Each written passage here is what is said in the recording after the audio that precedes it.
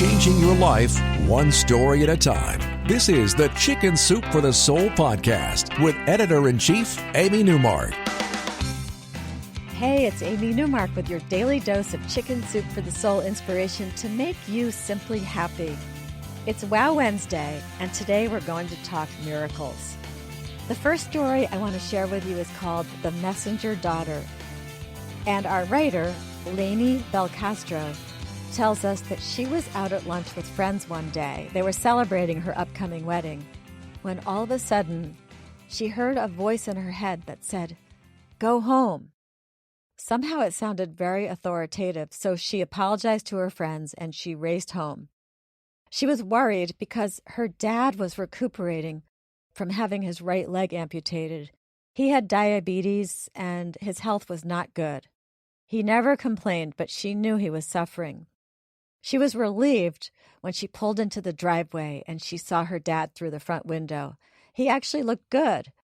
And now she was wondering, did she really hear a voice? Was she just getting panicky because her wedding was in 2 weeks?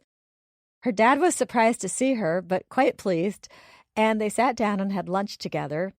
They talked about the wedding, and he said he was planning to walk her down the aisle wearing his new prosthetic leg.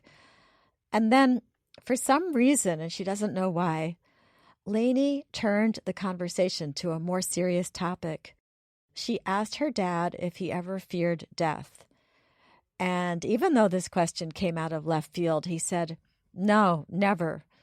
I've had many close encounters with death throughout my life, but I've lived long enough to see all 4 of my children grown and capable of taking care of themselves. I've had an incredible job. Not much money, but I've traveled all around this beautiful country. I've made so many friends.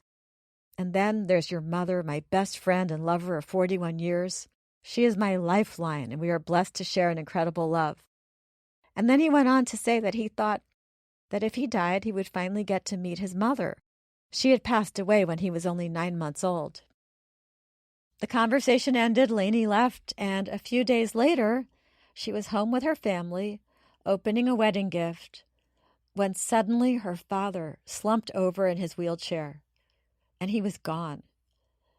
Because of that voice that told her to go home that day, Lainey was able to tell her stunned family about her conversation with her father, and her family was so comforted when they heard that he had not feared death.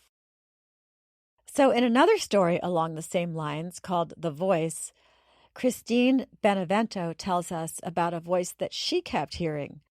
She was driving to work one day when she thought she heard a voice telling her to turn on the radio. So she did, and she heard about a contest at a local shoe store. All you had to do was fill out an entry form, and you could win a cruise to Bermuda and possibly $25,000. And it was the last day to enter the contest. They were giving away free pieces of pizza outside the store, too, so it was worth stopping by. But then Christine had a busy day at work. She forgot all about the contest she had heard about on the radio. And then as she was driving home from work, all of a sudden she heard that voice again saying, "Turn on the radio."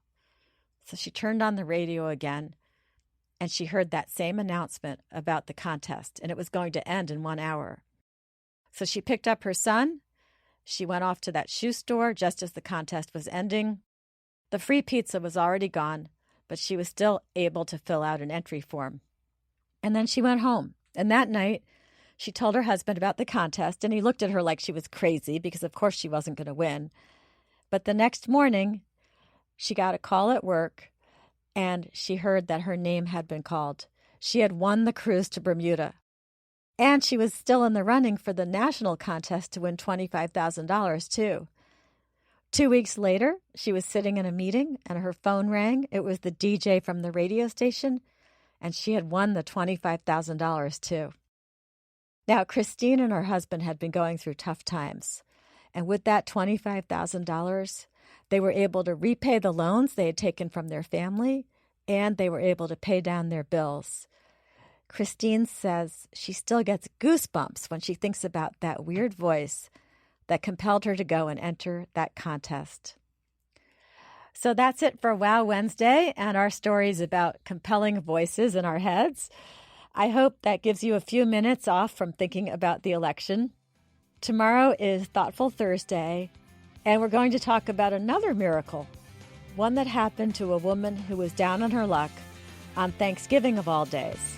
It will make you smile. Thanks for listening today. If you'd like to read more pretty cool stories from Chicken Soup for the Soul, Angels and Miracles, please go to our website, chickensoup.com.